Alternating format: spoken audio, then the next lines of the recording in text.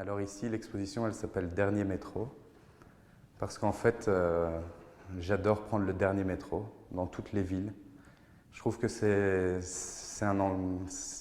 des moments étranges à chaque fois. Il y a les personnes qui reviennent d'avoir fait la fête, il y a ceux qui veulent rester plus calmes.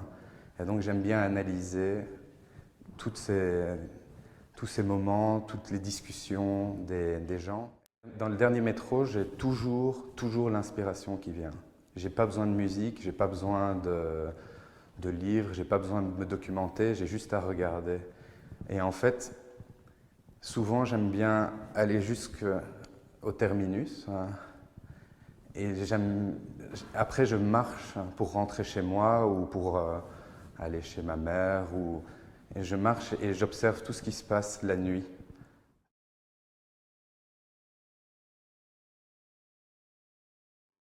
J'ai appelé cette exposition Dernier métro parce que c'est un ensemble d'œuvres que j'ai créées à des moments différents, mais selon le même procédé. C'est-à-dire qu'il y a des tableaux de 2010, il y a des sculptures de 2013, et il y en a très actuels, mais c'est toujours avec cette envie d'essayer de trouver quelque chose de magique dans les gens ou dans l'endroit où je me trouve. Je prends aussi souvent le train, donc c'est toujours par rapport aux personnes qui m'entourent. J'aime bien discuter avec les gens pour savoir d'où ils viennent. Et donc, c'est le thème général de l'exposition ici. C'est un ensemble d'œuvres, mais qui ont été créées avec le même procédé en fait.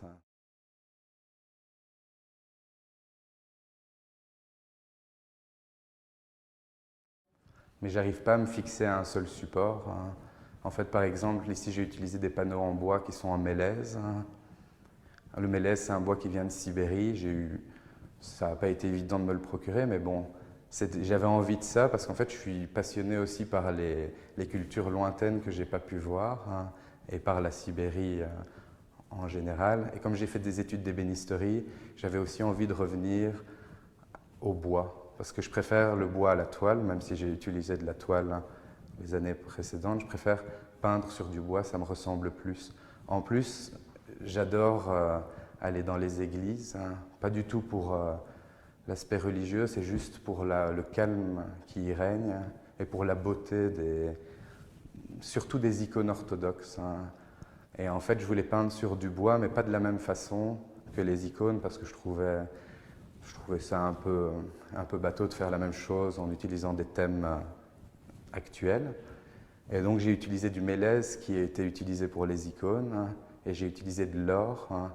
Mais l'or, je ne l'ai jamais mis sur la face parce que je trouve que c'est quelque chose qui doit être réservé aux icônes. Donc je l'ai mis sur la tranche du bois.